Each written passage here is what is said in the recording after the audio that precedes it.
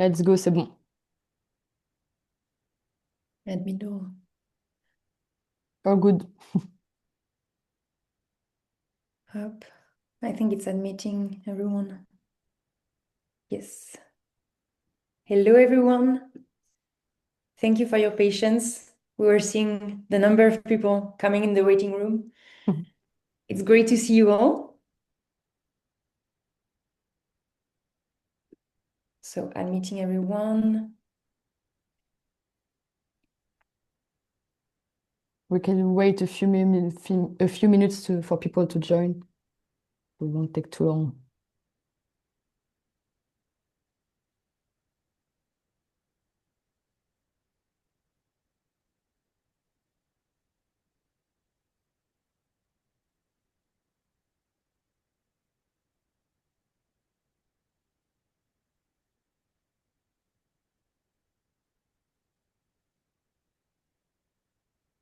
Feel free to share in the chat a few words about yourself. I see that some people started to do that.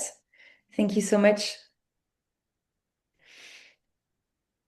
Also, in the chat, you should be able to see the link to two Drive folders. Please let us know if you don't see them so that we can reshare them. It's links to Spanish and French versions Of the of the presentation. presentation. Yeah.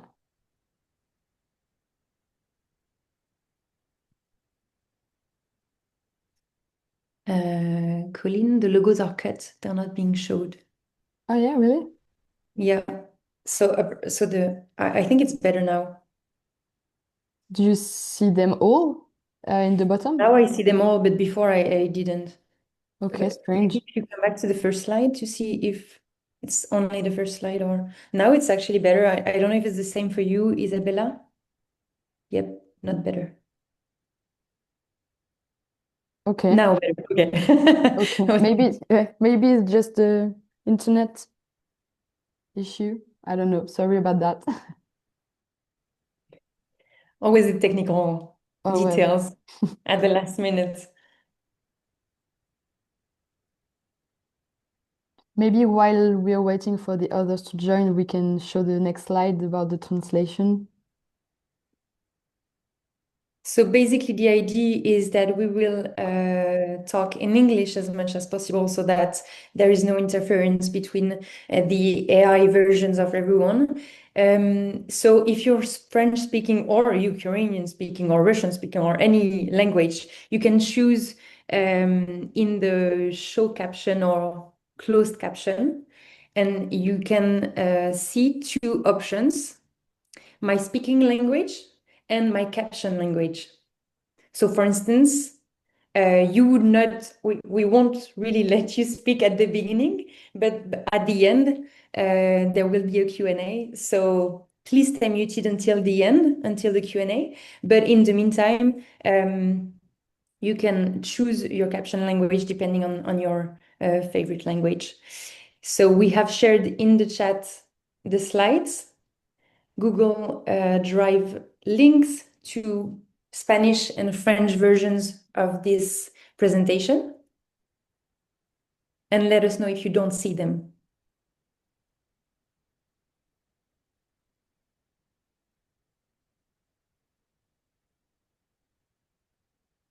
And I think we're going to be able to start. I see that we have people from all over. It's great. Thank you so much for joining in your morning, afternoon, evening. Mhm.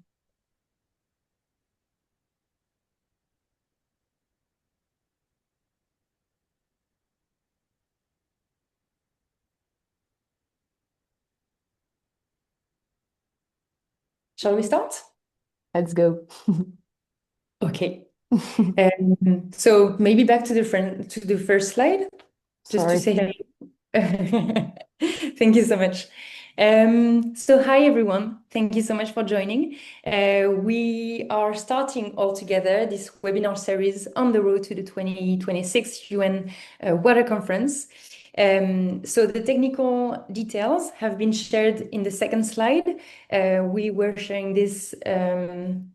It's been a few minutes now. Let us know if you have any issue. If you cannot see the drive folders where we put the French and Spanish version of this webinar, we will also share all of this after the webinar as well as the recording. So don't worry if you cannot follow everything. Feel free to opt here in and out. Yeah, I think you can go to the next slide. And even to the agenda, yeah. Yeah. So this webinar is meant to be an overview of the general UN water conference process. Colleen and I will be your moderators today. I tried to wear the same shirt as in the picture actually, so that you will recognize me. So I'm Alex. Nice to meet you all.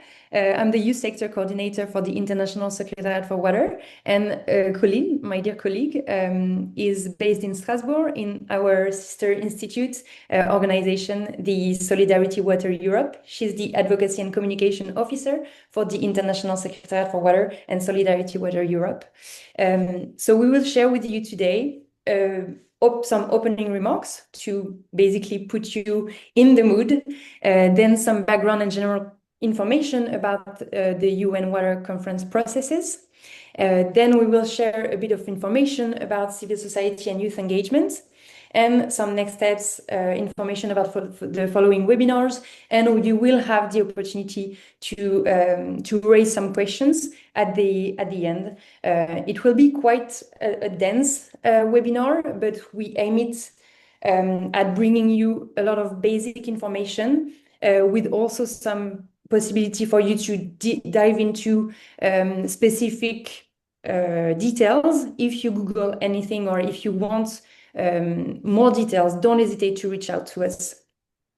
Maybe go to the next slide. Sure. Thank you so much. So I'm now going to give the floor to Sarah Dus, our executive director, and also some guest speakers that we are honored to have here with us.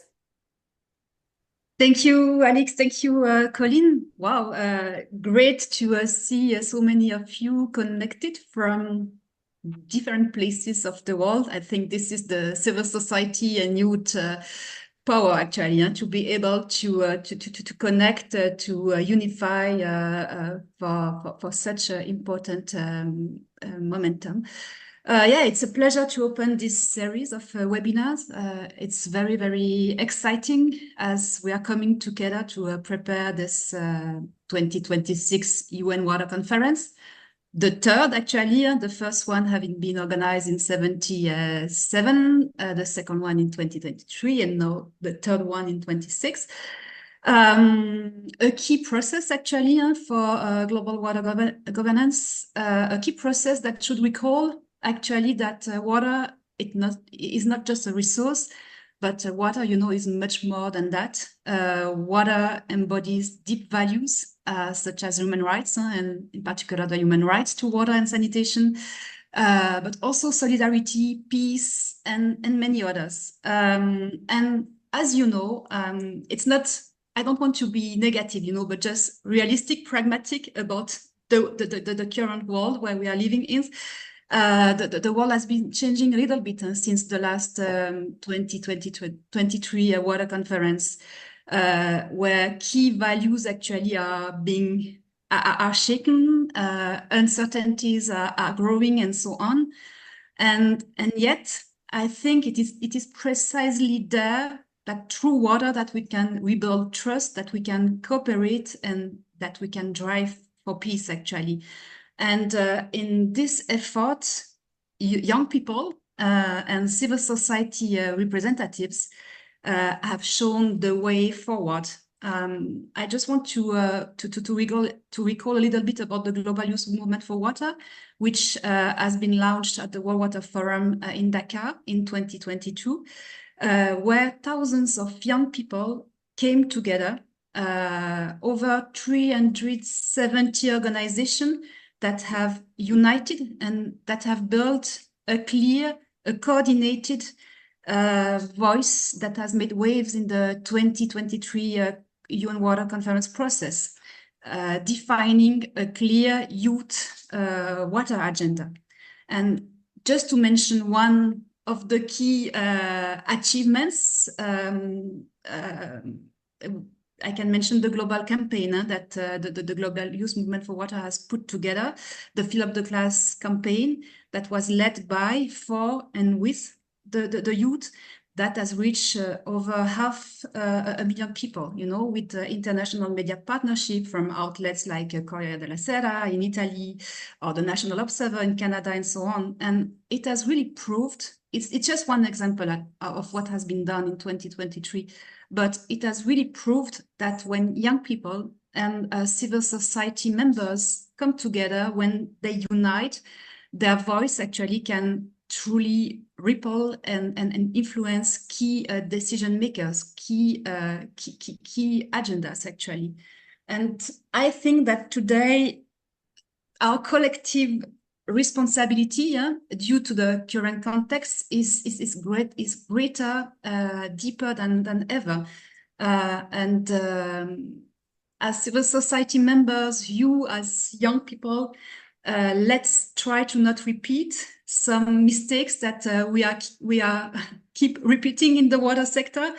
You know, competition, fragmentation, that are key issues actually.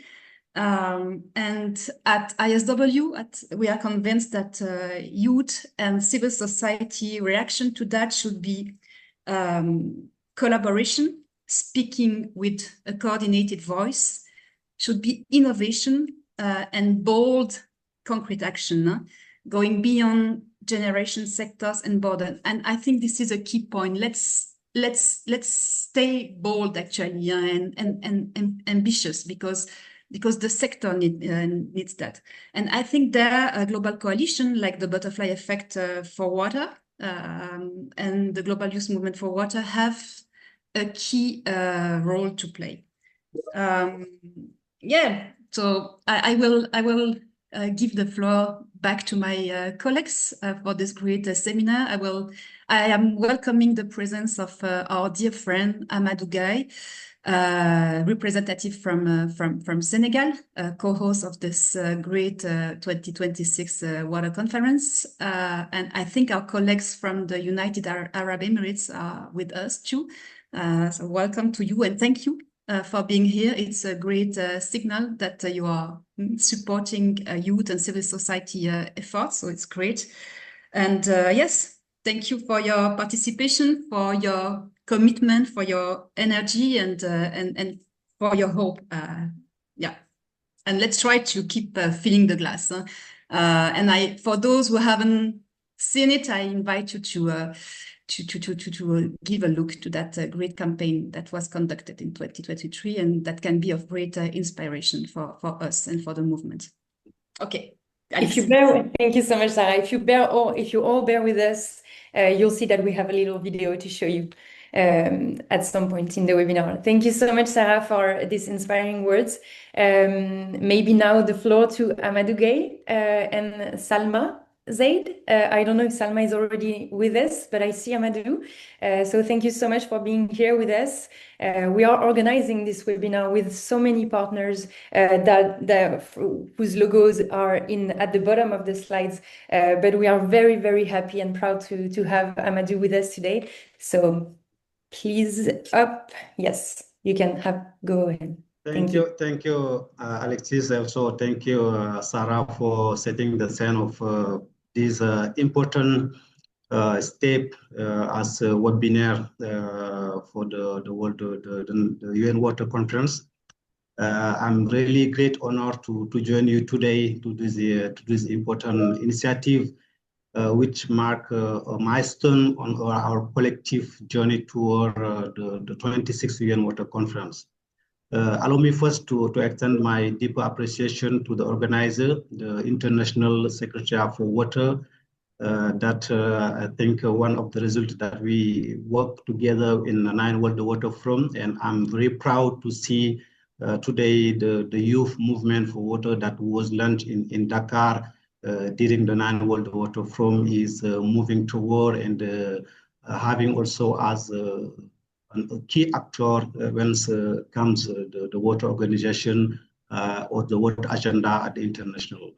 But also the Butterfly Effect that are working also a great job coming together with all civil society that are working on the water in a collaboration also in UN major groups for children, of youth, that also we intend to have it as a major partner when it comes also to talk about water.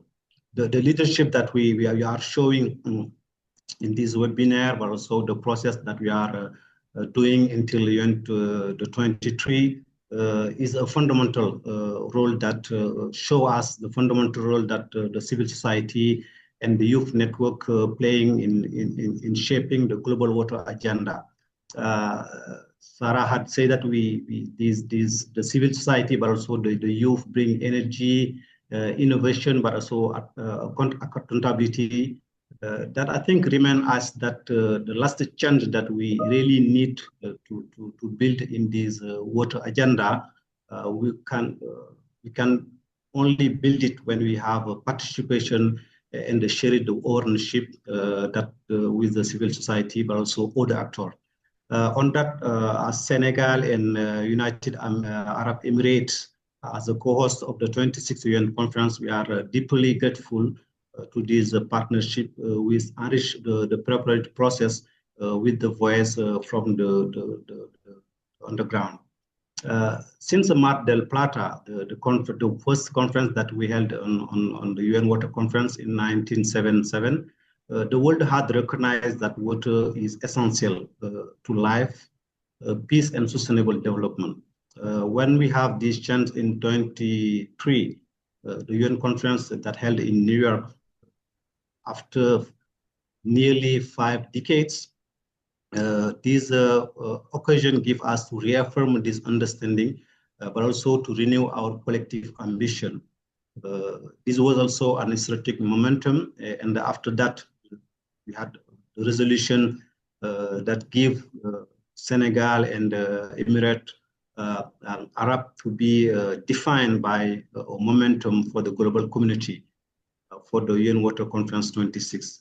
This conference will be focused on accelerating the implementation of SDG 6, but what will be new on that, even to accelerate the SDG 6, but to link also water to climate, to biodiversity, energy, food, and security. As you all know, in July 24, the member state adopted by consensus the framework of the 6th interactive dialogue, which will serve as a backbone on the 26th UN Water Conference. I think we can learn through this consensus a strong signal and unity for sharing the purpose. And it's why also having all these actors like a civil society and youth through this can also express this signal of unity and also the share of purpose that we have for the UN for this conference. The selection of the co-chair for its dialogue is now underway. Once this phase is completed, we will tour to the high-level preparatory meeting, which will be held in Dakar in January 26 and 27. And all the people that are around this webinar, keep your invitation and keep this momentum in your agenda. This moment will help us to consolidate the political momentum that we need to pick water at the highest level at the political agenda. But it will be also an technical expertise that help us to have deeper dialogue around the 6th interactive dialogue, but also to have this stakeholder engagement before we go to December to United Emirates Arab. From the beginning, as you know, Senegal and the United Arab Emirates have been deeply committed to ensure that this process is inclusive, transparent, and participatory. And this commitment has been reflected in the consultation that we held in a very momentum of water that we have at the beginning. For example, during the selection of the themes, the drafting of the concept note, and through the bilateral and the multi-stakeholder meeting convened with major groups, including civil society and the youth. Both co-chair Senegal and Emirates Arab firmly believe that the effective global water governance must be created with all actors. And the voice of civil society, youth, and local commitment, local community are essential, not as an actor just we want to include, but as a driver force for innovation and accountability. We want this inclusive spread to continue and even deepen as we move toward to the Dakar preparatory meeting and the United Arab Emirates. The lesson, experience, and aspiration of citizens across the world must remain at the heart of this process. For us, as for hosting this conference is a both honor, but also a profound responsibility. We see it as an opportunity to ensure that all voices are not only heard, but also share the solution that the world needs.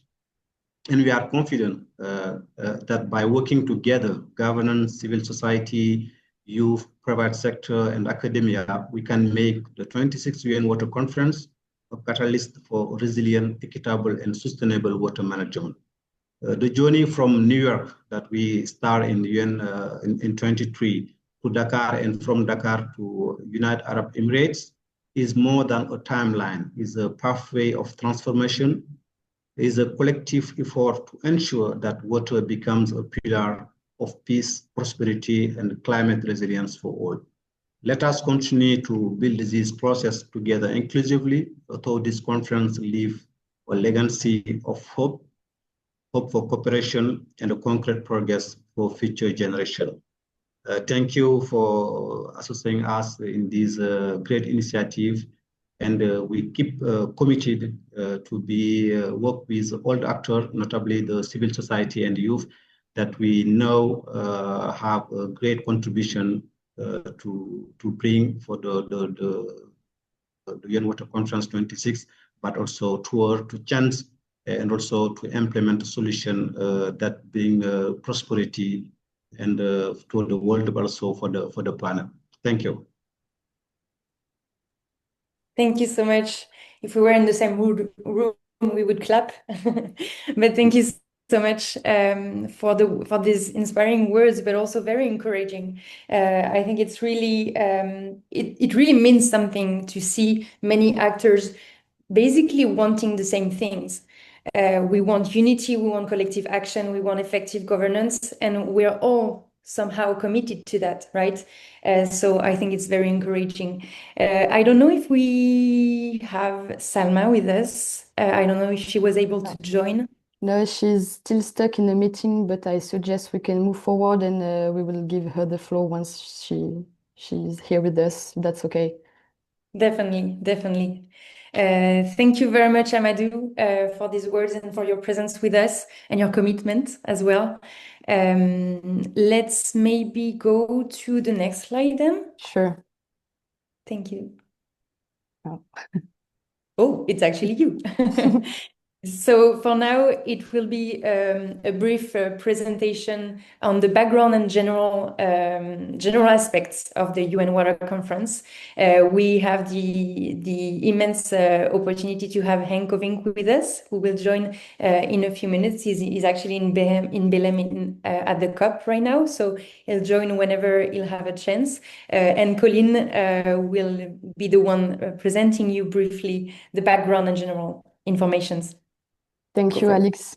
Thank you all for being here. So before getting down to business, we just wanted to give you a quick historical background of the global water governance. So as you can see, here's a timeline of what happened since the first United Nations Water Conference that was held in Mar del Plata, Argentina in 1977, as Sarah and Amadou recalled. So basically from the 70s to the 80s, it was the early awareness of water issues at the international level. And the Mar del Plata conference enable water to be recognized as a common good, but also the adoption of early non-ratified protocols prohibiting military action against water infrastructure. Then in 1980, we had the United Nations General Assembly that declared the International Drinking Water Supply and Sanitation Decade. So it was mainly the first global effort focused on access to water and sanitation. So it shows the growing realization of water strategic importance for development and security. From the 90s, it was more about the institutionalization of those issues. So in 1992, we had the Dublin Conference with the adoption of the Dublin Principle that were the foundation of the Integrated Water Resource Management, IWRM. And the same year, we had the Helsinki Convention that set the framework for cooperation on transboundary waters. That is now hosted by UNEC at the Water Convention. In 1997, we had the second Water Convention, that is the New York Convention, that codified principles for international water law, but only entered into force in 2014. And then since 2000, it was the development agenda and the growing recognition of the water issues. So we had the adoption of the Millennium Development Goals, where we had access to water included, but sanitation was only added to those in 2002 during the Johannesburg World Summit on Sustainable Development. In 2008, we had the declaration of the International Year of Sanitation. And in 2010, it was a big milestone in normative progress as we had the United Nations General Assembly that recognized resolution that recognized the human rights to water and sanitation. So really important milestone in the water governance historical background. And then in 2015, we had the Agenda 2030. So once again, a revolution for the water governance with the SDG 6 that set targets not only for WASH aspects, but also with the norms about pollution and so on. So yet, until then, implementation remained fragmented and voluntary and uneven. But then we had also integration of water issues with the risk and water issues with the Sendai framework in 2015 as well. And that reinforces the idea that water connects all SDGs and policy domains, but it still lacked a coordination authority. And then since 2023, with the second UN Water Conference that was held in New York, we can see a renewed political momentum with also the adoption of the resolution that set the modalities of the next United Water Conferences in 2026 and in 2028, as well as the nomination of the Special Envoy on Water. So the current state is still fragmented, but moving forward. And just to give you some example, over 32 United Nations entities are involved in water governance. So it's a bit complex for coordination, and governance relies mostly on non-binding norms, voluntary action plans, and partnerships. So we can talk about persistent obstacles such as political fragmentation, uneven financing, and weak accountability, and the difficulties of implementation. But yet we can see a momentum in building toward greater coherence, integration, and accountability from isolated initiatives toward a system-wide approach. So despite decades of fragmented governance, water is finally gaining the global political visibility it deserves. And the challenge now is to turn this momentum into coherent, coordinated, and accountable action to realize the human rights to water and sanitation for all. But as Alex said previously, if there is topics or anything regarding this presentation you want to go further in details, please let us know and we can share with you some background documents and so on. And for the next slide, I won't go in details, but I'm sure you're all aware of the SDGs and the SDG 6 targets on the left. And in the middle, it shows how SDG 6 is interlinked with all SDGs.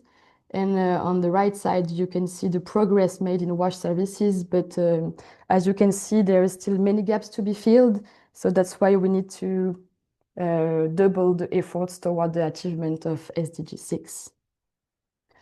And then I don't know if Eng is already there, Alex. I don't see him, but we can also be flexible in giving him the floor whenever he arrives. Sure. Let's do So that. Okay. Anyway, we still have a few slides to present. So now that we have set the the background, we just wanted to give you a quick overview of what happened during the previous United Nations Water Conference that was held in New York in 2023. It was co-chaired by Tajikistan and the Netherlands with the support of UN-DESA. It was composed of intergovernmental session with general debate with official statements from member states, and also 5 interactive dialogues that were each led by 2 member states. Then we had the parallel events, namely the 5 special events and more than 500 side events. The conference gathered around 10,000 participants, and we had the political presence of eight head of states, 6 heads of government, and over 100 ministers. So the aim of the conference was to carry out a midterm review of the implementation of the International Decade for Action on the themes of water for sustainable development. And it was understood that the result will not be binding. Nevertheless, it resulted in a program of action for water that is called the Water Action Agenda that gathers more than 800 voluntary commitments, 43% of which come from NGOs, 26% from governments, and 11 from multilateral institutions. The conference in 2023 also gathered strong support for the nomination of the United Nations Secretary General Special Envoy on Water that was only nominated in November 2024. And the conference also resulted, as I said previously, in the adoption of the United Nations General Assembly resolution on the modalities of the next conferences, as well as the establishment of the UN system-wide strategy on water and sanitation that is led by UN-Water and was published in July 2024. So I will go forward, and when Henk is available, we'll let him give his word. yes, thank you so much. Still no Hank. Okay. So regarding the 2026 Water Conference, so as you may all know, it will be held from the 2nd to 4th December of 2026 in the United Arab Emirates. It is therefore hosted by the United Arab Emirates alongside Senegal. The thematic is to achieve Sustainable Development Goal 6. And there's the aim of having continuity with the 2023 UN Water Conference.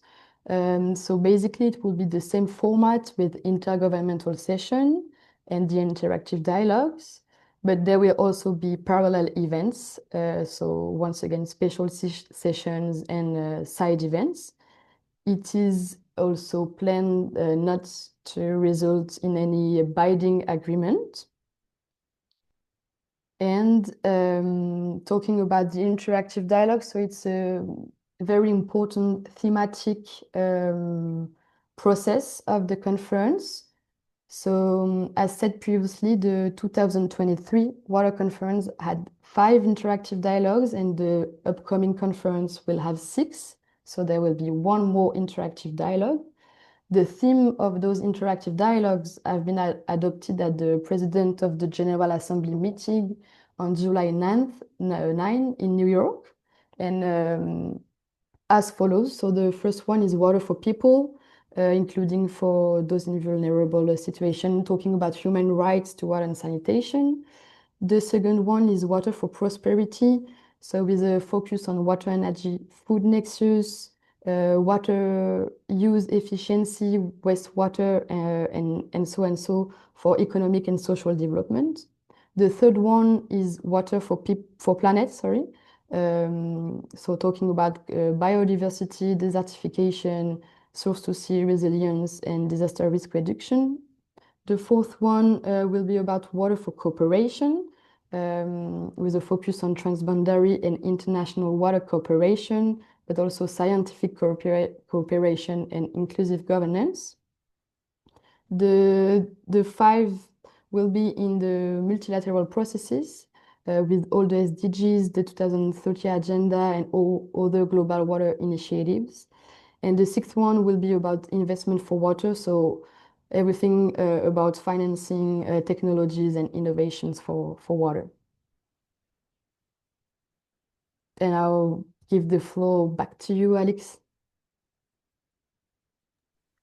Thank you so much. So I actually have an update from Henk, and I think it's in the end it's great because he will be able to join in 30 minutes, which means that you have to all bear with us if you want to hear about his experience, and he has a lot to share. So I think it would be great if all of you could stay with us until then. For those who cannot stay until the end, no worries at all. Everything will be recorded. And as we said at the beginning, we are sharing the slides and all the information. So we will be able to share with you his wise words in case you cannot stay with us until the end.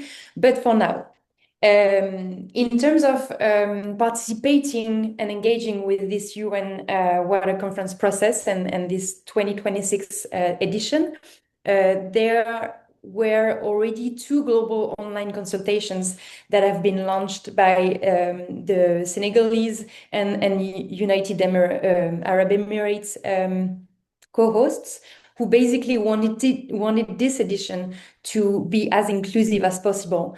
So in case you haven't had a chance to be part of it yet, feel free to have a look at this official website that is left on the screen now, and have a look at all the information that is shared over there. In terms of concrete participation in person, at the preparatory meeting in Dakar and at the conference itself, everyone can participate if granted accreditation, and that's basically through organizations that you can have accreditation. For non-governmental organizations that do not have yet a consultative status with ECOSOC, nor have been accredited for previous UN conferences, you can ask for this special accreditation. There will be a second co-launch in early 2026. So stay in touch with everyone and try to stay around so that you can actually try and be part of it. In the meantime, you can have a look at the slide. I think there is a possibility to check whether your organization is already accredited or not. And if not, you can also stay in touch with us, the people and organizations that already have accreditations, and we are basically trying to make sure that as many people can participate. So trying to help people have accreditation or get the accreditation from through an organization that has one. So don't hesitate to reach out. Next slide, maybe, please. Thank you so much. Okay, now that was about the broad organization and background information, historic and everything. I wanted to go toward the civil society and youth engagement by starting with this slide that is an infographic that was shared during the UN 2023 Water Conference process. And I think what I wanted to basically show with this is that everyone can be part of this regardless of their involvement. In 2023, for instance, I wasn't part of this space. I wasn't at the International Secretariat for Water yet. I was actually in academia. And you can see there is academics in this little infographic. So even if you're not in this space and participating to a UN Water Conference, you're still part of the broad process and the broad mechanism that is basically about making the water sector more efficient, more coordinated, and bringing solution for a better world. So basically, if you cannot participate because you don't have accreditation or anything, you may still be part of this broad change that we want, right? And I think that's very important to keep in mind because sometimes we feel a bit lost with all of these big things happening. Now I will give the floor back to Colleen for the civil society part of this engagement from this infographic. Thank you, Alex. I will quickly present the Butterfly Effect NGO coalition. For those of you who do not know what the Butterfly Effect is, it's a coalition of more than 150 CSOs and NGOs in the water sector from all 5 continents that was created in 2012 on the sidelines of the 6th World Water Forum in Marseille, France. So the Secretariat of the Butterfly Effect is coordinated by the International Secretariat for Water, but we also have a steering committee. So you can see the logos of the steering committee members just up there on the slide. So basically, the aim of this coalition is to promote effective local solutions to improve access to water and sanitation services, but we also promote water resource management. So basically, we try to spread the voices of our organization, of the organization of the network, to the international scene. And we stand out for our integrated vision of the water cycle, meaning that we don't only cover wash aspect, but we are trying to cover the entire water cycle. So we basically try to facilitate dialogue and to scale up common messages, once again at the international level, while defending the human rights to water and sanitation for the underprivileged, so youth, women, indigenous, and so on. I just wanted to give you a quick overview of the coalition's advocacy that was led for the 2023 Water Conference. So you can see on the left side our call to strengthen the international water governance. So we had 3 political demands to the states that were to establish intergovernmental meetings on water, to also ensure that the Special Envoy for Water has a political mandate, and to declare the global water crisis at the UN. And on the right side, you can see our recommendation on accelerating the implementation of the 2030 agenda with 5 political demands to the state to enshrine the human rights to water and sanitation in legislation and regulations, to recognize water as a common good, to improve the allocation of funds to the most vulnerable populations, and to recognize the right of participation of non-state actors and establish effective, accessible, disaggregated, and public data collection and tracking system. So for the conference itself, we mobilized 17 members. We elaborated 1 policy paper. So those recommendations and political demands are just the main messages of our whole policy paper. So if you want to dig in and have a better understanding of what we advocated for, please reach out or just go on our website and you will have all the information. The coalition also contributed to the water action agenda that we've just talked about, and to the 2 contributions that were launched. We also contributed to the drafting of the Interactive Dialogue 5 concept note and participated in various working groups to coordinate civil society organization.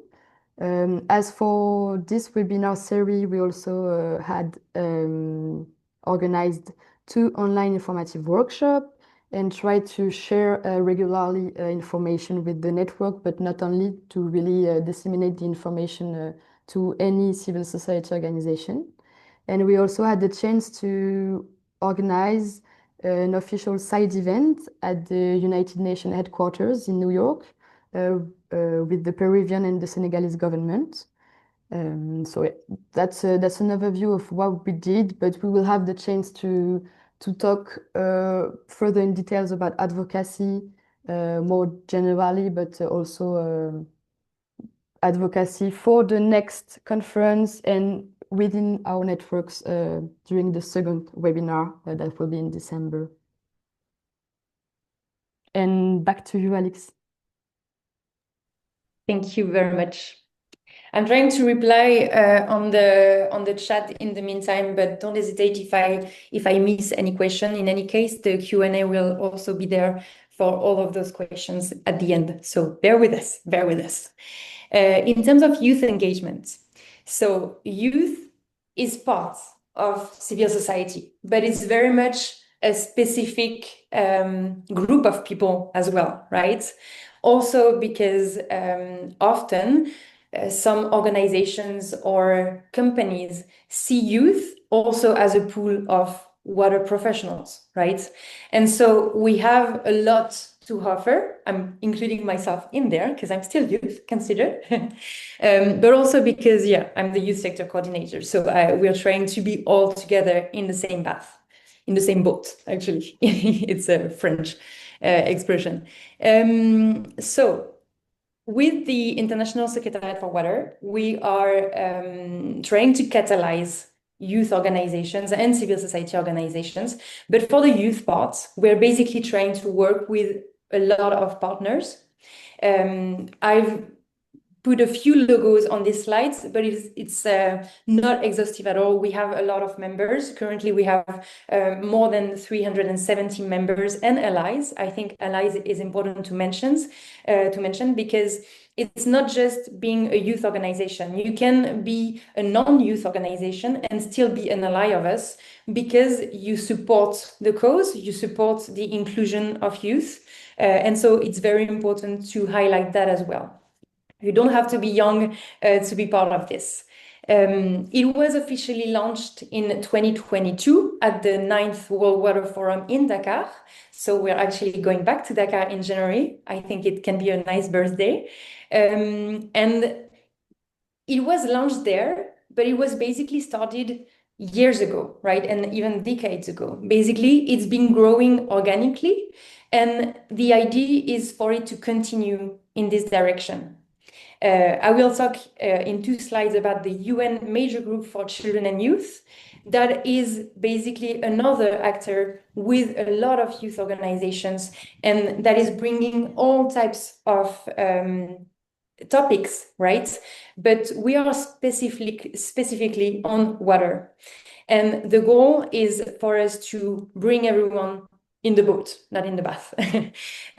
We are building on our knowledge or our experience, and also building on what has been done in 2023 with the Fill Up the Glass campaign that I'm going to show you right now, a little video for everyone to enjoy. I think you can click now on the slide.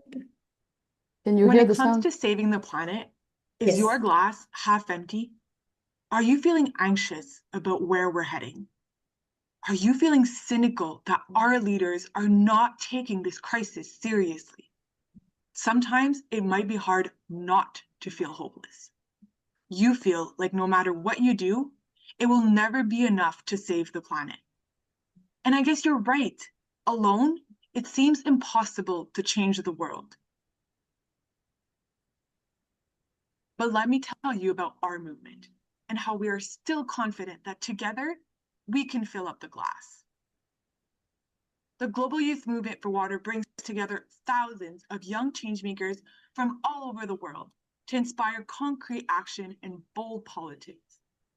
Young people are proposing and implementing innovative solutions to help resolve the world's most pressing water issues, with many of them receiving great support from allies of all walks of life. We believe that the only way we can create a water-secure world for all is by joining forces and uniting across generations, sectors, and continents. Join the youth movement for water, as together we can fill up the glass.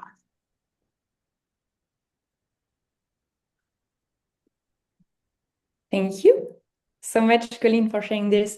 And I think we actually have two guests that were able to join. So I think it's a perfect transition for Salma and Heng, thank you so much for being here with us today. We basically started with giving a broad overview of the UN water process.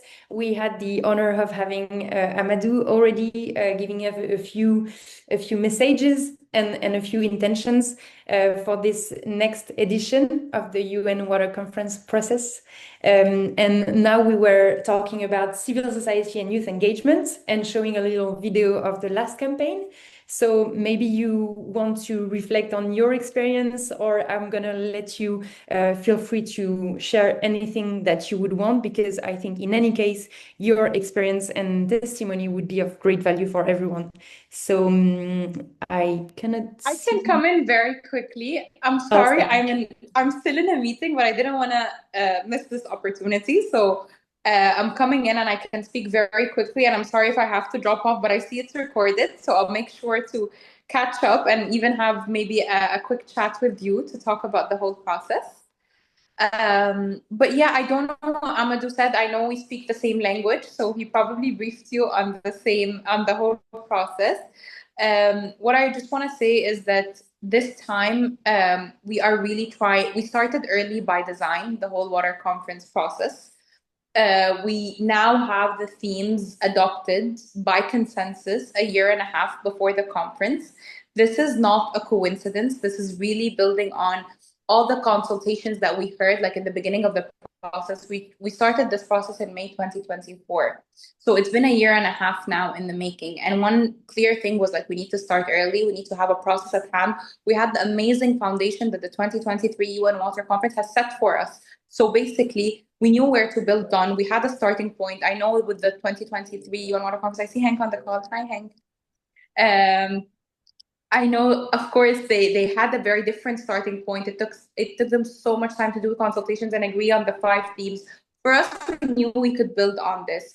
And this was kind of our starting point. We wanted to reflect on a lot of the emerging priorities we've heard in consultations and really be true to our mandate, which is accelerating SDG 6.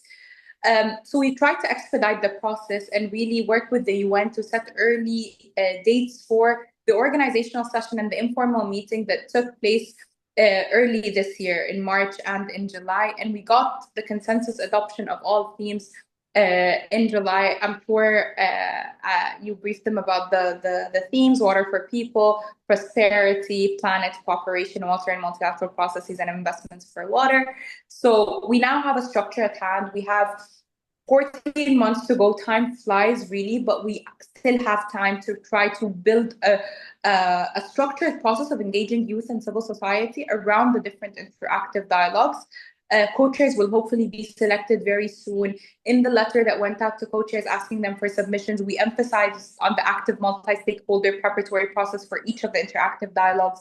So I just want to say that there is huge opportunity with this conference for involvement from the youth and civil society. And we're really counting on you to tell us what's the best way to engage with youth and civil society. We've already been having these interactions with Colleen, with Ali, with Alex, with all of the team, and everyone who's been reaching out to us, really.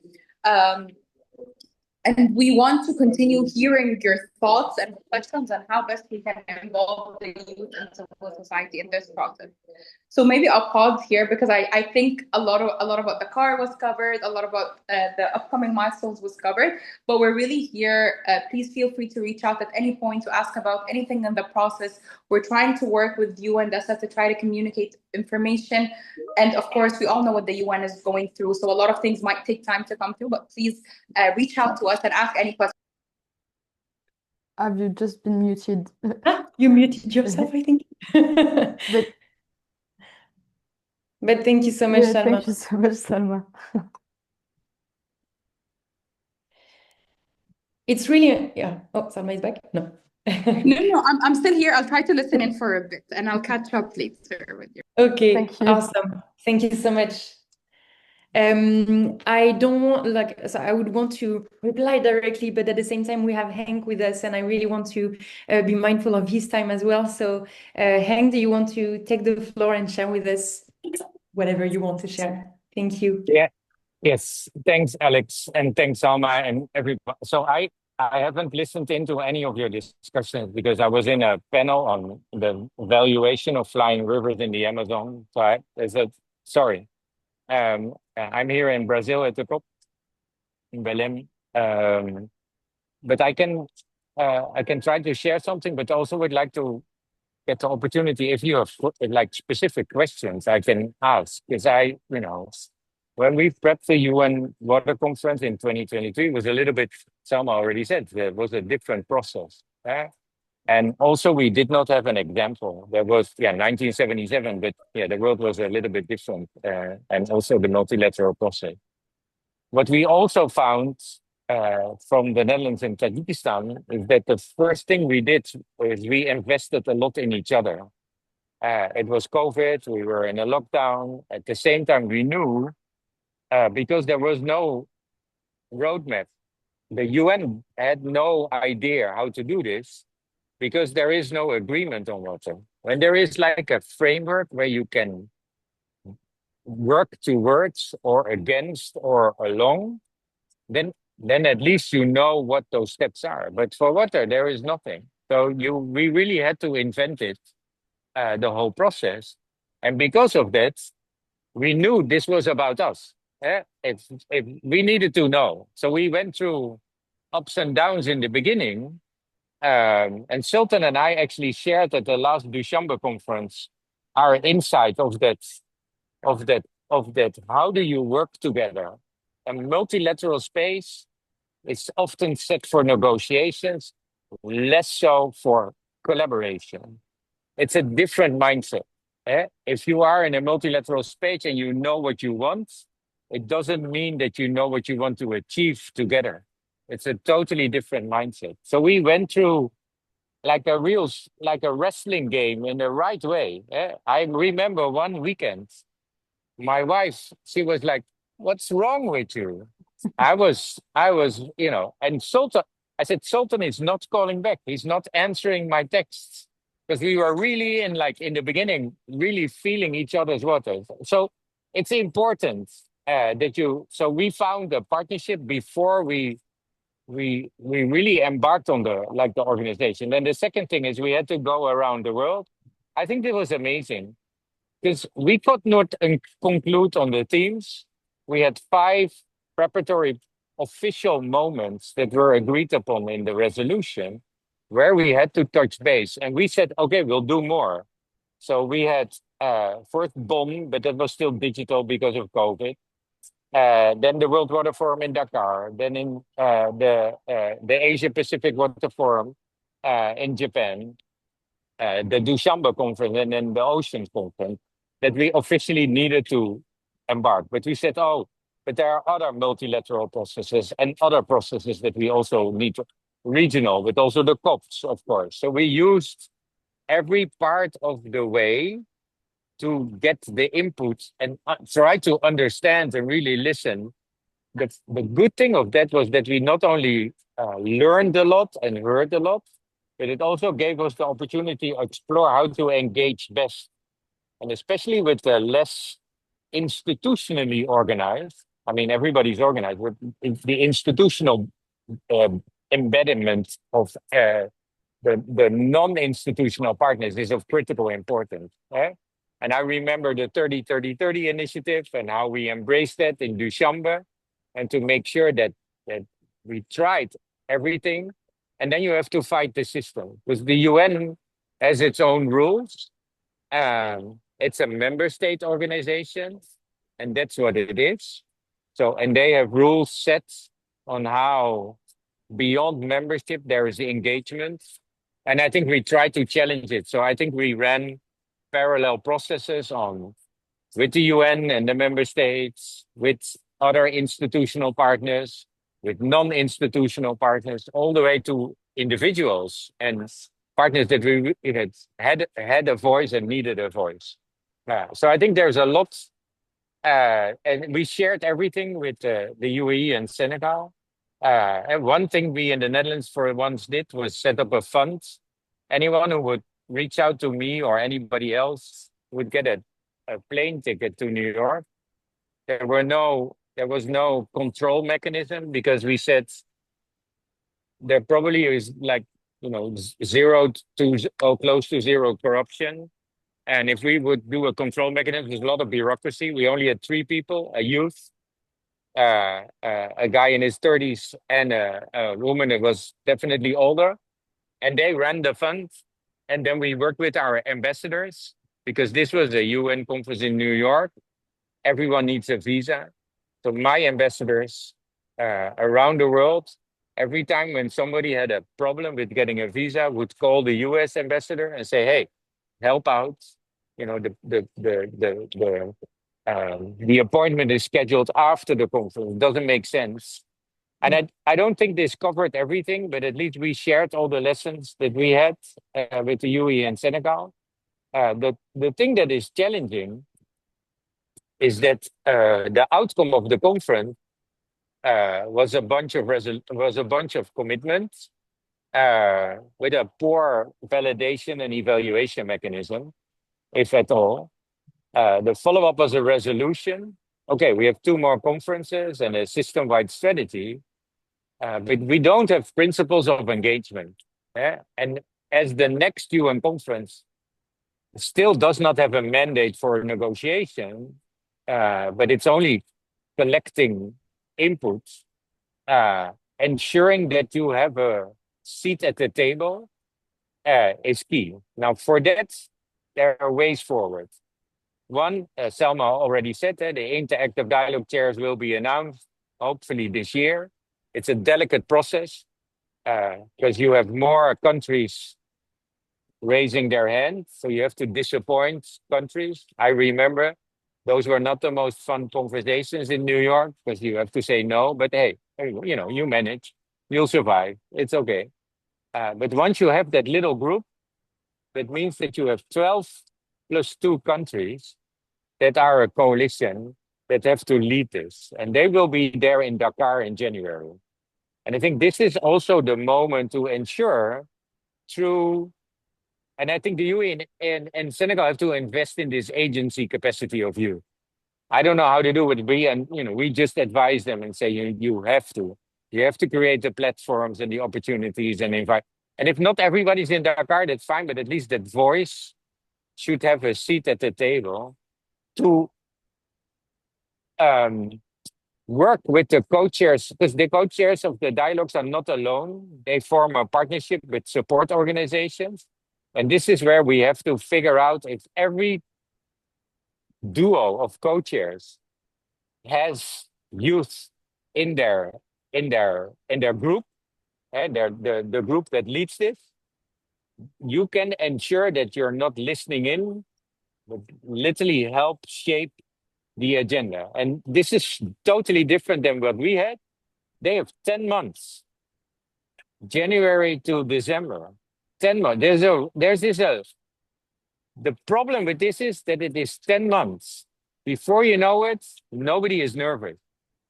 I'm already dead nervous if I hear this. So we have to make sure that those 10 months, and Salma knows, I talked to Balala on Sunday, the Assistant Minister Balala from the UAE, who is responsible for the conference. I said, you have to prep January, the Dakar meeting, that when you come out of Dakar, everybody knows what to do. Everybody knows what to do. Because you can't have a situation that coming out of Dakar, everybody's like, oh, now we have to figure out what we have to do. No, the roadmap has to be clear and the governance has to be clear. And the organization with that roadmap and the governance has to be clear.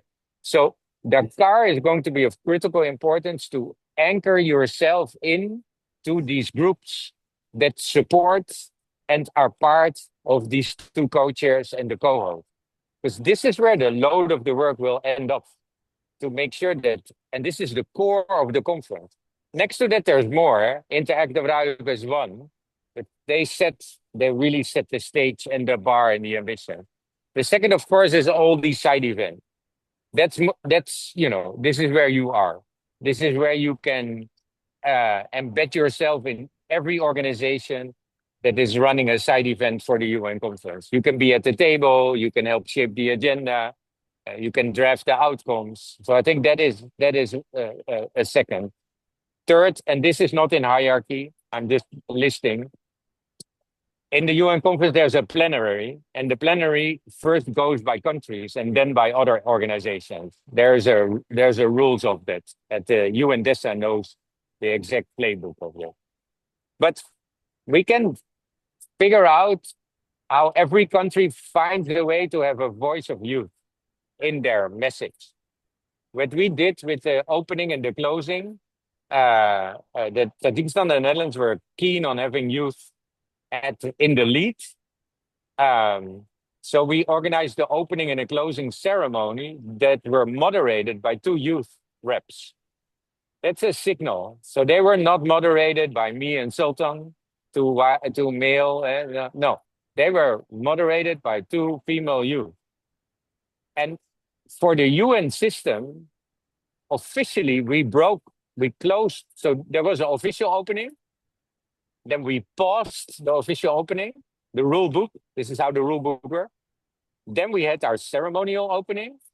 And then we reopened the conference. This is how it works. It doesn't matter. For the flow of the event, for us, it was really important to have Hajar and our colleague from Tajikistan to be the moderators of the opening and the closing and send a signal to the world that we have to do this together. And I think that was, I think, my third was on countries, and fourth would be then how to figure out how to play that role with the UAE and Senegal and how to make sure that you're there. Fifth would be in my work beyond the conference, we set up this global commission on the economics of water. I'm happy to talk to you about that, but that is not the goal. But I put together a team of commissioners from every generation, every continent, every background, and super female dominant to make sure that we had every voice there. And Liz Watuti, she's a youth activist. She's now one of the Times 100 climate activists. We also supported her in bringing in a youth agenda. So we had youth engagement and young professional engagement. So there was a separate youth preface in the report, but also a youth policy paper, policy paper drafted by the young and the youth. So you can imagine that, this is always a bit of a challenge. If you want to be part of everything, can you also separate yourself out? And I think, yes, I always said it in the lead up to the conference. We need collaboration and therefore mandated participation of young generation, but we also need provocation. And you can do both. You don't have to agree to only have participation. You also need provocation because your voice is different than ours. And that is okay. We need it too. So I can imagine that one, embed yourself in everything from the UAE and Senegal, the co-chairs, the side events, and everything else, as I just tried to explain. But also figure out what that youth provocation looks like. And perhaps you should not call it a provocation, because some people don't like it. I like it, but hey, you find your words to make a connection. But I think a voice from that generation without distancing yourself, somebody's laughing, without distancing yourself, but making that connection. But I think that could help. I think that could help. So I think that's a bit what I can share. Let me know what I can do now or in the near term. Happy to think with you and strategize with you and see where I can help. I always have an eye open for this. But I'm not part of the organization. I'm super on the outside, just saying words as best as possible. Yeah. Okay. You're on the line, exactly like I was Right. saying. Thank you so, so much. Thank you so much, Henk. I think it's extremely valuable because we've been presenting the overview of the process, of the background, of the historics, but what you touched upon was a bit about the dynamics and about how everything works and about like how we think from the outside that everything is figured out because it's UN. And in the end, no, it's about actually making it happen and building it all together. And that's where sometimes civil society and youth can feel a bit lost because we think that you should have all the answers, but it's an opportunity actually to produce something, to be proactive in actually coming with potential solutions or propositions and being provocative indeed, but also being bold and being whatever we want, right? Whatever you guys want, basically. Yeah. So thank you so, so much, Henk. It's super good summary, Alex. And do know that the UAE and Senegal, like the Netherlands and Tajikistan, also feel, and they won't say it. We didn't say it. But there's a lot of uncertainty on their side. Because like you said, they have to figure this out. Wow. What the hell? Figure this out. This is tough. And then you call the UN and say, you have all the answers. And the UN says, we don't have answers. So it's complex. And I think this complexity is an opportunity. I also think that on the UN side, UNDESA and UN-Water are a little bit, we made them sit at the same table with us both, always. So the Netherlands put in funding to bring, when we went to Tajikistan the first time, I said, I want UN-Water and UNDESA. And they said, we don't have money. I said, okay, we'll pay your ticket. But for both teams, we never had a call without one or the other. That was in the beginning for them not a logical moment.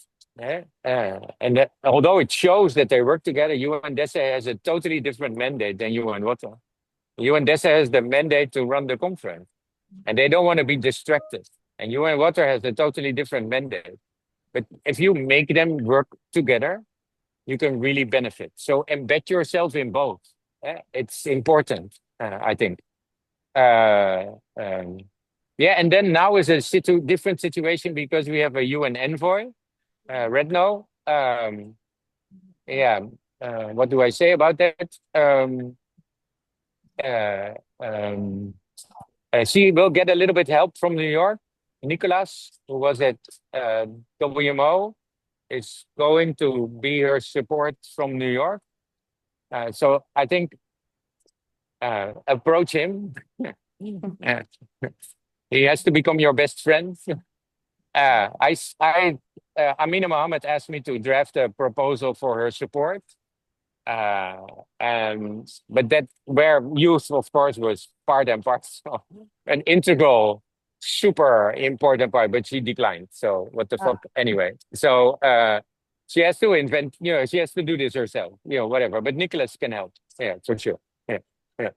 It's a great news that Nicolas will help her in New York. Yeah. We finally good news. Yeah.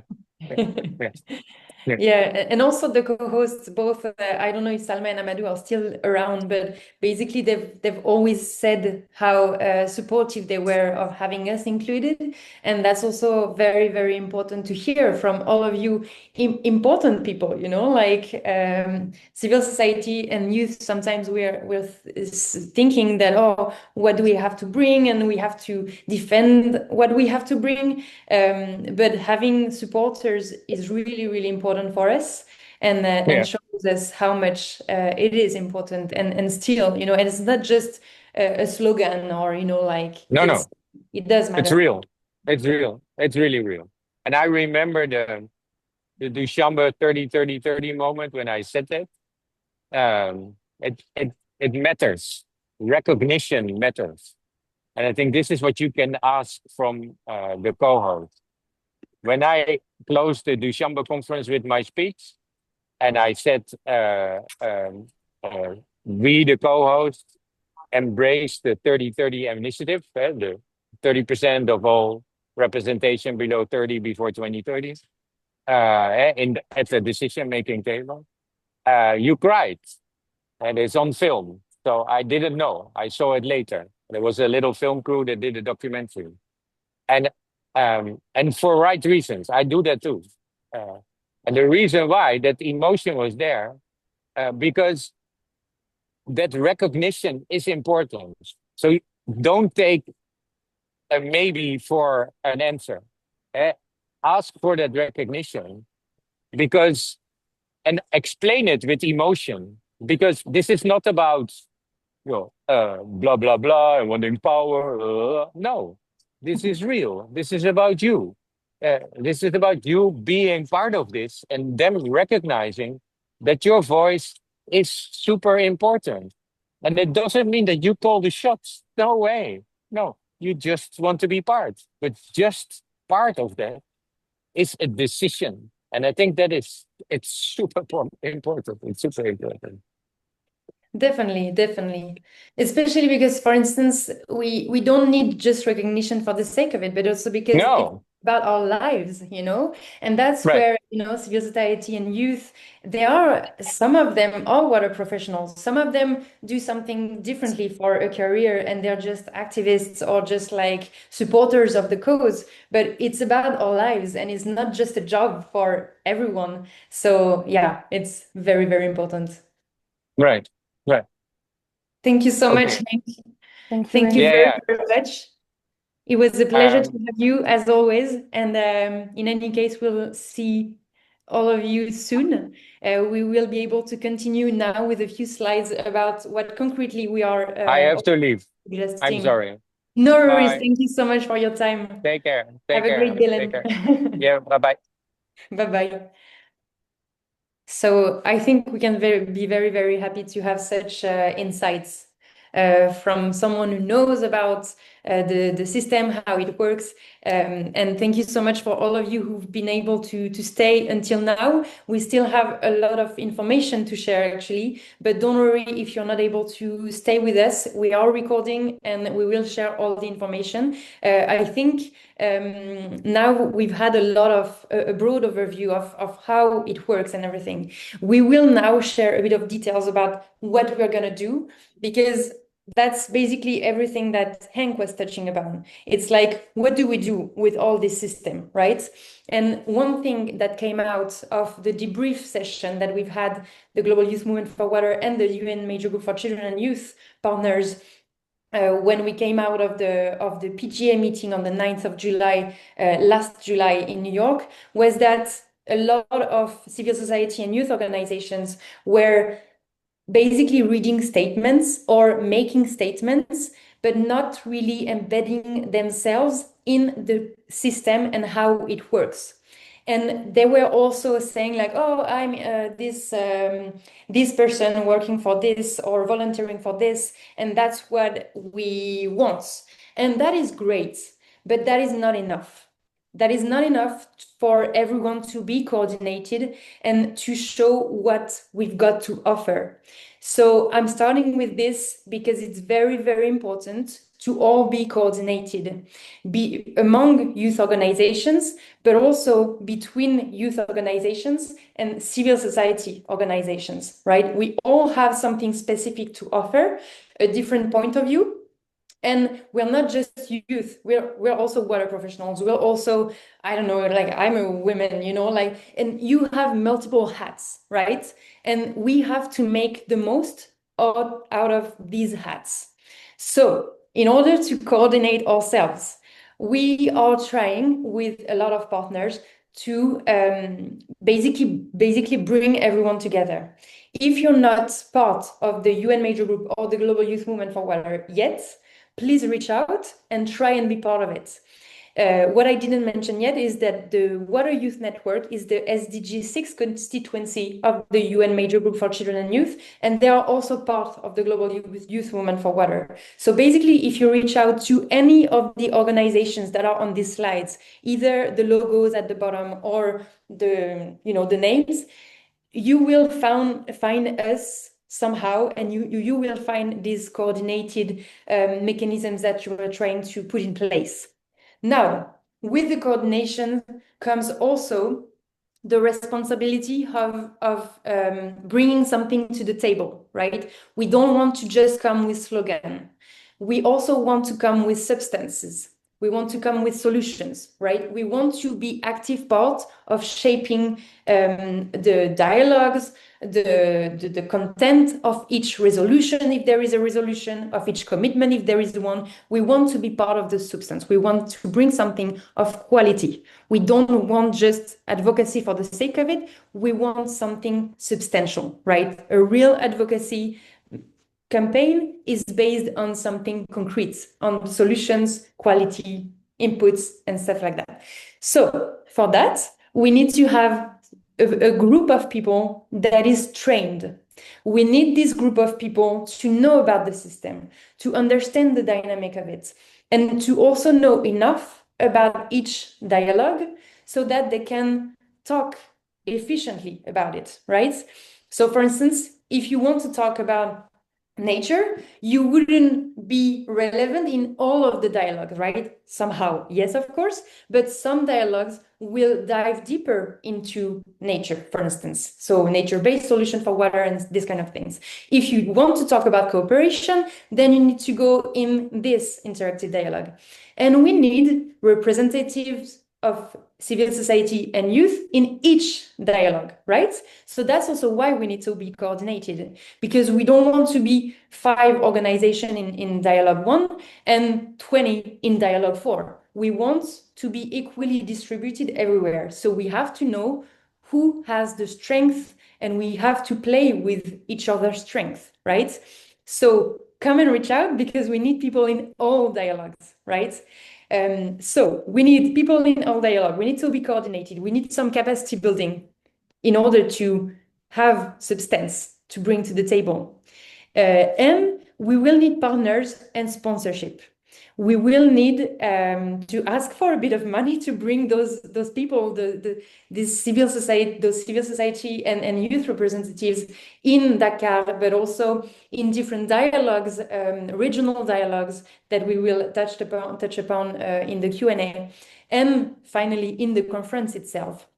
So, because there is no bucket fund for now, as Henk has mentioned, they had prepared and installed the fund for 2023. Unfortunately, so far, it's not the case for 2026. However, if you have $10, you know, like $10 plus $10 plus $10, if each organization gives $10, then maybe we can go and participate and everything. So for this, we need to know who is able to bring something to the table, either in terms of input or in terms of a bit of funding and support, and coordination support as well, because we only have the capacity that we have, right? So I think this summarizes pretty much what I wanted to say for this slide. We want to be intersectoral as much as possible and intergenerational as much as possible. And we will have a specific campaign, Fill Up the Glass 2.0, for instance. I don't know if we will keep the name, but we can build that together. That will also be during the webinar 2.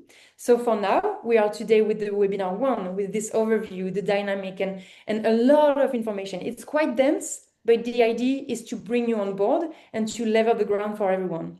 Now, webinar 2 in a month. We will dive into each interactive dialogue. We will have breakout rooms so that civil society on one side and then youth organization on the other side can each look at the priorities that they have, and then we'll come together to see what priorities are jointly the same with the two groups. For each interactive dialogue, we need, as I was saying, inputs. We need quality inputs. We need people who know what they're talking about. And so please feel free to reach out if you would want to get engaged in this webinar too, because it's very much open at this stage. It's It's a webinar that ISW is basically putting in place, but with the collaboration and the participation of a lot of partners. A lot of them are in the logos at the bottom of the slides, but you can also be part of it. So feel free to let us know if you would want that. It's also important for you to know that the webinar 3 of this mini series for now will be about more specific organization of Dakar, but it will also be about the what's next. And most importantly, it's only the first stage of the capacity building, and there will be more between Dakar and the UAE. There will be another set of capacity building led by the International Water Association in collaboration with UNESCO, in collaboration with us, with the Major Group for Children and Youth, with the Global Youth Movement for Water Partners. So there will be a lot happening, and the advocacy campaign, as I was mentioning. Then there will be Dakar, and basically I also put in this slide the next milestones of the fourth UN Water Conference that will be in 2028. And I don't see, yeah. And I also put 2030 because we want to be proactive, right? We want to also be the ones who say, civil society and you saying like, by the way, what's after 2023? What's after the sustainable development goals? So it's a broad picture. It's wishful thinking at this stage. It's a lot of dreams and what we aim to, a lot of ambitions, and we can make it happen together. So I think you can go to the next slide. Up, yes. A bit more practically for everyone to save the date right now. For those who will be able to join in Dakar, for sure, there will be meetings, but also online, actually. It will be hybrid as much as possible to allow a lot of people to join. So the preparatory meeting is happening on the 26th and 27th of January. And we heard that there is a UNDESA stakeholder meeting to be confirmed on the 25th of January. And we would like to organize with civil society and youth organization coordination meetings and capacity building beforehand, but also debrief session and follow-up coordination after all of this. So put the date on your agenda already, and let's keep in touch for this. More information will be coming soon anyway, and in the coming webinars, and we will all stay in touch somehow. And maybe just to complement, the Dakar meeting will be divided, the program will be divided regarding the themes of the interactive dialogue. So that's also the reason why the second webinar of this series will be dedicated to advocacy messages for the interactive dialogues, because it will be discussed in Dakar during the high-level preparatory meeting with the co-chairs of each of the interactive dialogues. So that will be really the background work for preparing as much as possible what will be discussed at the conference itself. Thank you so much. And then next steps.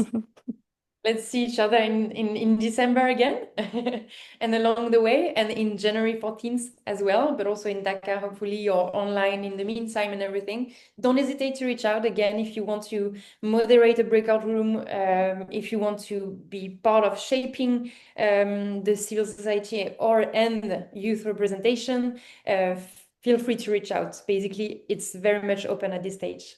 And yeah. I'm going to stop now with all of the info, and I think we can directly go to the Q&A with the few questions that were already asked. And also keep in mind that the second webinar will be a lot more interactive than this one, who was once again a very general and very informative one. So here are, yeah. Promise. Here are a few questions that were on the registration form. Maybe we can quickly go through them, and then we will give you the flow. So unfortunately, we cannot directly finance any participation of any of you. Because we're not directly in charge, but we will do our best to look for support for participation, and we'll let you know if that can be done in a transparent manner. Regarding the visa issue, same thing. The co-host of the conference will try their best to ensure smooth visa facilitation. But from ISW side, if needed, we can draft letters of support, but we don't have the capacity of getting involved in the visa facilitation. We're not ambassador. Yeah, we don't have contacts of ambassadors yet. Regarding If any of you is an ambassador, by the way. regarding the future of the water action agenda, so basically it will be discussing during Dakar and towards the 2026 water conference, but the whole idea is to go from commitments to action. So hopefully there will be a continuity with the water action agenda commitments that were made for the 2023 water conference, but the process is still ongoing on what to do with that and the way forward. But the idea, as Alex said also, is to already think of the post-2023 agenda and see how this water action agenda can feed it into. Maybe Alex, you want to go with the nomination process and the grassroots connections? Yes, thank you so much. Sorry, I was reading the chat in the meantime to try and reply to some questions. But so, yes, the idea is to have in each dialogue representatives, right? And so for now, we are at the stage where we need to ask everyone who would want to be part of this, so that then we can assess how many people we have who would be able to join and to be part substantially again. And so with the major group of children and youth and the Global Youth Movement for Water partners, we are going to send broadly a concept note, basically giving you the nomination process and how we can try and make it as inclusive as possible and have a wide representation, ensuring that all interactive dialogues are covered. So more information will be given as soon as possible, and basically during the webinar too, you will have more information, but you will have more information in between, hopefully. Voila. Do you issue a certificate at the end of the webinars? We don't actually. It's not an official webinar, neither a MOOC, so we don't plan on giving certificates for those webinars. Yeah, I would actually take this opportunity to say, like, we could in a sense, but I also want to advise people to not like multiply certificates. You know, the importance is to learn and not to collect certificates as much as possible. It is important to show that you have skills more than certificates, right? So for me, it would be more important to see someone whom I can have a discussion with that actually know the content of the resolutions that we're talking about or these kind of things, rather than seeing a list of certificates. So I know that it's often something that we are asked about these certificates, but especially because I'm specifically talking to a young crowd sometimes from 18 to 35 years old. Students would want a certificate, well, it may not be as relevant. So I just want to give a bit of a warning on this. Thank you, Alex. And just to go quickly with the two last questions regarding the participation, as Alex presented, you cannot attend as an individual for now. You need to have accreditation through an organization, but we're trying to do as much as we can to ensure participation of a wide range of stakeholders, including youth, and trying to secure accreditation for youth organization and youth representative or CSO representative. But for now, the process is to be accredited through an organization. And will there be any space for sharing regional experiences or case studies? I think there will be through side events, but otherwise, once again, as it's a UN conference, there will be official segments with the member states coordination and speeches and so on. So as Henk mentioned it, there will be slots for civil society or youth in the plenaries, but there will be at the end, and it's often short interventions. So it's not the best way to showcase case studies or experiences, but maybe during the Dakar high-level preparatory meeting, there will be opportunities to showcase some initiatives and try to build on, but that could also be shared during the upcoming webinars and between us different ways.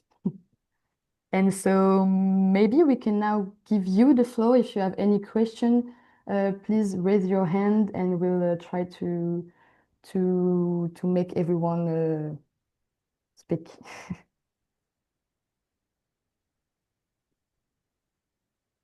I'm also going to look in the chat in the meantime. If you don't want to speak directly, don't hesitate to put your question in the chat.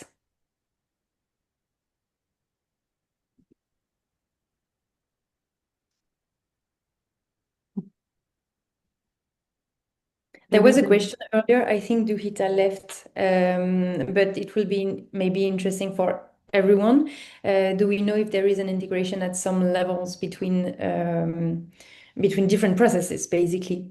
And I think from what I understood from also what Henk was saying is that we need to create those integrations, right? And that's through being as many people and as diverse as possible from all experiences that we can bring this integration organically. Do you know when the co-chairing countries for the interactive dialogue will be officially announced? Perhaps you have already mentioned this. No worries. I don't think it was shared. Well, no, maybe it was shared. It was supposed to be announced by the end of October or middle of November, but there isn't any official date. Supposedly it will be announced in the upcoming weeks before the end of the year. But for now, we don't have more information on the nomination process and when it will be shared widely. And same goes for the Dakar information. There will be a platform launch for registration and also with the program, official program and so on. And it will be available for everyone at the end of this month, so at the end of November. I think I saw earlier another question about refugee-led organization and if there was a connection. Basically, yes, like you can all join, right? It's for everyone. So don't hesitate even if you have a specific targeted audience. Yes, also, sorry. just to complement Alex, also we are trying within the water sector to create more synergies with other sectors that are not directly expert or focused on water, because as we said, water connects with a lot of other sectors. So it's a good thing if we can try to reach out to people not working in the water sector to make sure that we can connect everything and yeah. Thank you. Diana, you're first on my screen to have. Thank you very much. Actually, I would like to greet you from the working group on 2026 UN-Water Conference. It was overlapping event actually, and we talk about you and your efforts. So greetings and congratulations for your achievements, and you going ahead with preparation for the conference and for the car event. Thank you, Diana. Thank you so much. It means a lot to see that it's appreciated. Thank you so much. Bella, do you want to go next? Hi, thank you so much. First of all, let me thank you all at ISW for this really useful webinar. It was really informative, and it's really nice for me to see so many familiar names amongst the participants. For those of you who don't know me, I'm Bella Lima. I'm the CSO Engagement Coordinator at Sanitation and Water for All. And I just wanted to add, as I'm coming back from Madrid, where we held the sectors ministers meeting, on the last comment in your questions that you had on whether or not there would be opportunities to present case studies. And I want to reinforce a point that you've both made, which is that in those high level events, there's not always space or a lot of space and a lot of time for CSOs and youth to have a voice, which is why the process leading up to the event is so important. So this is why it's so important for everyone to be engaging now and for all of us to be working together towards the conference rather than be thinking about on the event itself. So honestly, today was really, really well presented. Thank you so much. Thank you. Thank you so Bella. much.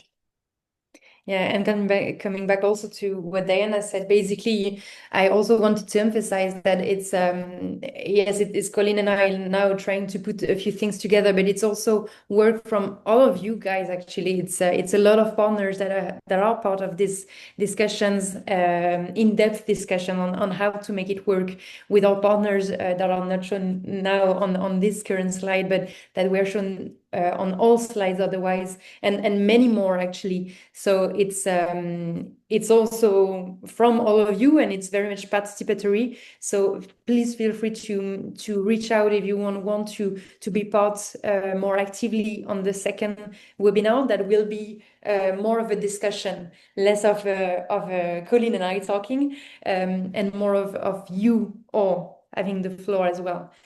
So don't hesitate to reach out, and we'll still be here a few minutes if anyone wants to jump in or say anything or share anything or ask a question.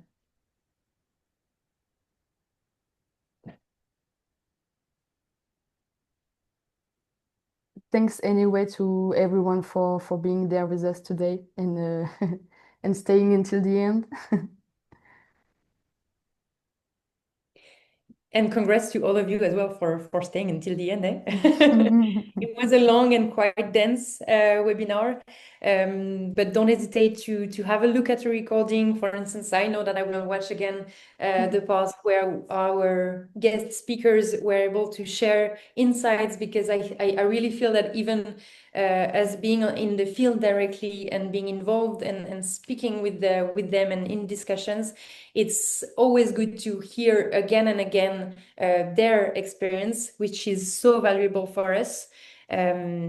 So don't hesitate to watch again, maybe in full speed or anything, to not take again 2 hours of your time. But don't hesitate to sleep on it, to assimilate all of this information and ask any question you would want. We don't know everything, but we do have partners who know a lot of things that we don't know, and we basically try and play on each other's strength, right? So don't hesitate, and thank you very, very much for being with us today. And do not hesitate to share the information of the upcoming webinars with your networks and so on. Thank you once again to everyone. Thank you. All the best. Thank you. All the best. Thanks. Have a great day, everyone. Bye. Bye. You, Colin. Bye-bye. Bye.